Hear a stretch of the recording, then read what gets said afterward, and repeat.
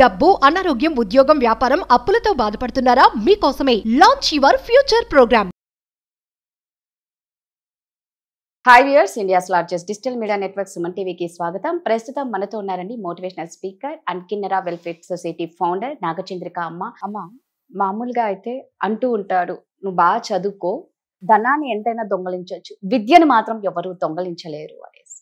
అలాగే డబ్బుని మనం అడిగి తీసుకోవచ్చు, నాకు ఆ డబ్బు ఇవ్వు, ఇంత ఇవ్వు, అంత ఇవ్వు అని. బట్ నీకున్న రోగాన్ని, నీవున్న అనారోగ్యాన్ని వాళ్ళు అడగలేరు, అడిగినా నువ్వు ఇవ్వలేవు. అలా అని నీ దగ్గర ఉన్న ఆరోగ్యాన్ని, నాకు రోగం బాగలేదు, నేను ఇట్లా ఉన్నానని నీ ఆరోగ్యాన్ని నాకి అని మనము అడగలేము. ఎలా అమ్మ దీన్ని? ఎవరు అనారోగ్యాన్ని ఎవరు నాకేం అడుగుతారా? అడగరు. మరి డబ్బు ఇమ్మని అడుగుతారు, ఇంకోటి ఇమ్మని అడుగుతారు, కానీ నాకు అనారోగ్యం ఉంది, మీరు ఆరోగ్యంగా ఉన్నారు, నీ ఆరోగ్యం నాకి అని కూడా నేను అడగలేరు. అది ఇచ్చేది కూడా కాదు. నేర్చుకోవాలి. వాళ్ళు మనం ఒక ఆరోగ్యంగా ఉన్న వ్యక్తి ఏ రకంగా ఇంత ఆరోగ్యం, ఈ ఏజ్ లో కూడా ఇంత ఆరోగ్యంగా ఉన్నారంటే వాళ్ళ నడవడికలు ఏంటి, వాళ్ళు ఏం చేస్తున్నారు, ఎలా వీళ్ళు ఇట్లా ఉంటున్నారు అనేది ఖచ్చితంగా మనం తెలుసుకొని నడుచుకోవచ్చు. తర్వాత ఇప్పుడు డబ్బు అంటున్నాం, నువ్వు ఆ డబ్బును ఏ రకంగా మన ధనాన్ని మనము ఎదుటి వాళ్ళ దగ్గర నుంచి తీసుకోవాలా అని అనుకుంటామో, ఏ రూపంగా తీసుకుంటాం మనం, వాడు ఏ విధంగా ఇస్తాడు, ఆ విధంగానే మనకు ఈ జబ్బును కూడా మనము ఆ రకంగానే మనము తీసుకోలేము మనం. ఎందుకంటే ఎవడు బాధపడ్డానికి ఇవ్వమని ఎవడు అడగడు. మామూలుగా అంటూ ఉంటారు, చూడమ్మా నీకున్న బాధని నేను తీసుకునేది అయితే కన్నా నేనే పట్టుకుని ఒట్టి మాటలు అక్కర్లేదు, జబ్బు తీసుకొని అక్కర్లేదు.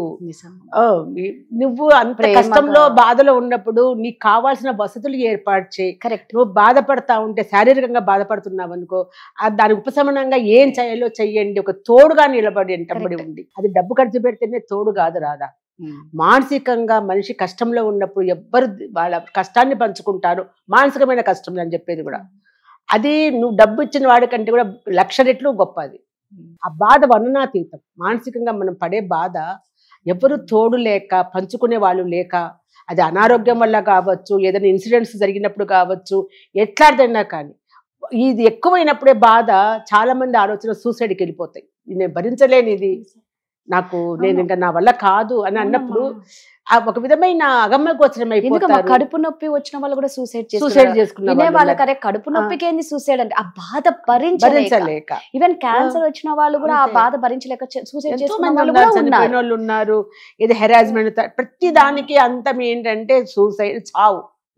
ఆ చావు బలవన్ మరణం అన్నమాట. అట్లాంటివి ఉంటాయి. కాబట్టి ఒక మనిషికి అది ఇంట్లో బిడ్డలు కావచ్చు, స్నేహితులు కావచ్చు, భర్త కావచ్చు, భార్య కావచ్చు, బిడ్డలు కావచ్చు, ఎవరైనా ఇరుగు పొరుగు కావచ్చు, ఎవరైనా ఒక మనిషి ఏదైనా మానసికంగా వేదన పడుతుంటే, బాధపడుతుంటే దాన్ని పంచుకోండి.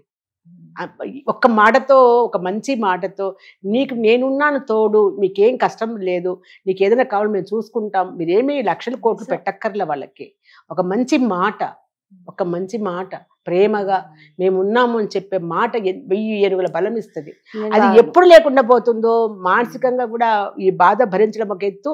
నాకెవ్వరు లేరు అని చెప్పేవాళ్ళు, నా తోడు ఎవ్వరు లేరు, ఈ బాధని ఒంటరిగా మోయాల్సి వస్తుందని అదొక్క బాధ వేరు. అది అప్పుడే మనిషి చావుకు వెళ్ళాలనిపిస్తుంది అన్నమాట. బతకాలని ఉండదు రాదా. అది చాలా మంది చూస్తారు. ఇప్పుడు ఎంతమంది ఈ మధ్య కాలంలో ఇట్లా సూసైడ్ చేసుకుంటున్నారు చెప్పు. అంటే ఏదో మార్కులు తక్కువ వచ్చినాయని సూసైడ్ చేసుకోవడం వేరే, ఎవరో మోసం చేసినాడని సరే ఇది కూడా ఉంటుంది. ఎవరో మోసం చేసినారన్నప్పుడు వాడు ఒక్కడితోనే నీ జీవితం వెళ్ళిపోవడం లేదు కదా. వాడు మోసగాడు కాబట్టి వాడు మోసం ఎంతమందినో చేస్తూ ఉంటాడు.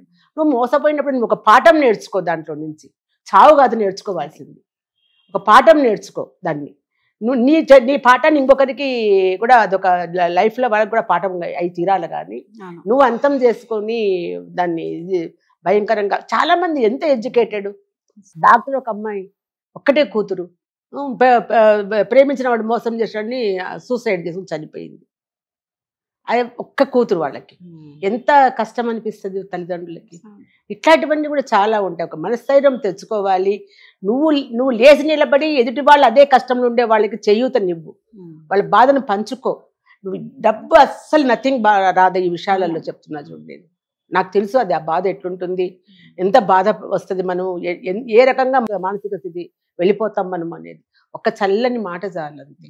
బాధపడద్దని ఓదార్పు చాలు మనిషి తిరిగి బతికి చక్కగా ముందుకు పోవడానికి. అది మనం అందరం కూడా నేర్చుకోవాలి రాదా. నేను డబ్బు ఇస్తాము అట్లా జబ్బు పంచుకుందామని కాదు. జబ్బు ఎవరికో పంచుకోలేము, పక్కన కూర్చొని జబ్బు పంచుకోలేము. పంచుకోవడానికి ఎవడు ముందుకు రాడు కూడా. కాదు అది ఎలాగో అది నేను చదివాను పూర్వకాలంలో. ఏదో అది ఒక బాబుకి జబ్బు ఉంటే వాళ్ళ నాన్న ఆ అబ్బాయి మంచం చుట్టూ తిరిగి ఆ జబ్బు నాకు రావాలని కోరుకుంటే, అంటే పురాణాలలో నేను చదివిన దాంట్లో చెప్తున్నా, ఆ అబ్బాయి లేచి నడిచాడు, నాన్నగారు మంచంలో పడ్డారంట. అది పూర్వకాలం ఉన్నాయేమో. ఆ బంధాలు దేవుడు కూడా అప్పుడు చక్కగా ఇట్లా పిలిస్తే దేవుడు పలికేవారు కదా. అప్పుడు వేరు ఇప్పుడు వేరు. మీరు అన్నట్టు ఏంటంటే నిజంగా ఒక చూసుకునే వాళ్ళు కావాలి. అలాగే అమ్మ గుణాలు కూడా, ఈ రోగాన్ని మనం ఎలా, ఆరోగ్యాన్ని మనం ఎలా, రోగం ఉన్న వాళ్ళు తీసుకోలేరు. గుణాలు కూడా, ఒక మంచి గుణాలు ఉన్న వారి దగ్గర నుంచి కూడా ఆ గుణాలను కూడా తీసుకోలేము. గుణము తీసుకోవడం కాదు రాదా, నేర్చుకోవాలి. ఆ మంచితనం అనేది నేర్చుకోవాలి, తీసుకోలేము వాళ్ళ దగ్గర నుంచి. ఏ రకంగా మంచి పనులు చేస్తున్నారు వాళ్ళు, ఏం చేస్తున్నాడు అతను, అది చేయడం వల్ల పర్యవసానం ఏముంది ఆయనలో అనేది అది చూసి నేర్చుకోవచ్చు మనం. ఇప్పుడు ఎవరికైనా ఆకలేసి నువ్వే అన్నం పెడుతున్నావు అనుకో, ఇంకోసారి ఆ సంఘటన నాకు ఎదురు కావచ్చు. ఎవరైనా ఆకలి అమ్మని వచ్చినప్పుడు నువ్వు అన్నం పెట్టి నేను చూసింటాను, అరే మనము పెడదాం, మనము సహాయం చేస్తాం. మళ్ళీ వాళ్ళు గుంటలో పడిపోతుంది, వాళ్ళు పట్టుకొని చెయ్యి పట్టుకొని పైకి లేపుదాం. ప్రతి ఒక్కళ్ళు అది చూసి నేర్చుకోవాల్సినవి ఇవే. మంచితనం అనేది, మంచి పనులు అనేటివి, ఒకరికి ఉపయోగమైన పనులు అనేటివి చూసి నేర్చుకోవాలి. ఆ దాన్నే గుణం అంటారు.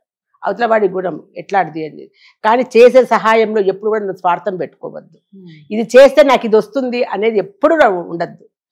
స్వార్థం లేని సహాయం చెయ్యి, అది ఎప్పటికీ నిలుస్తుంది, నీకు అండగా వస్తుంది. అది ఏది ఆశించకుండా చేసేది చాలా గొప్పదే. అది మాత్రం ఏదో ఆశించి చేస్తే నిజంగా అది ఎప్పటికీ ప్రయోజనం లేదు, చేసి కూడా లాభం కూడా లేదు. అసలు ఏది ఆశించద్దు. నిజంగా ఎవరికన్నా బాగలేదు అంటే మాత్రం నిజంగా చాలా జాగ్రత్తగా చూసుకోండి. అది ఎలాగో తీసుకునేది కాదు, వాళ్ళు ఇచ్చేది కాదు. ఎంతో మంది ఉన్నారు రాదా, హాస్పిటల్లో కూడా ఉంటారు, క్యాన్సర్ పేషెంట్లు ఉంటారు, ఏదో రకంగా కాళ్ళు పోయి యాక్సిడెంట్లు ఎంతో మంది ఉంటారు. నీకుండే టైంలో ఒక్క ½ అవర్ వాళ్ళ కోసం ఉపయోగించు. నీ కాళ్ళు బాగున్నాయి, అన్ని బాగున్నాయి, నిజమే.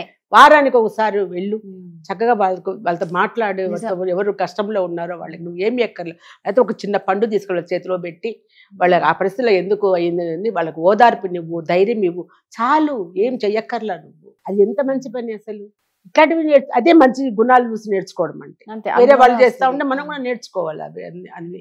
కానీ దాన్ని ఫొటోస్ తీసుకొని ఫేస్బుక్ లో పెట్టుకొని స్టేటస్ లో పెట్టుకోవడము, నేను ఇది చేస్తున్నాను చూపించుకోవడము.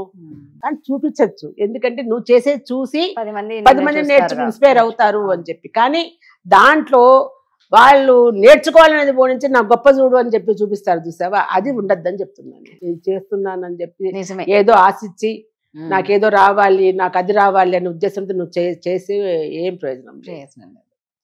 థ్యాంక్ యూ అమ్మా.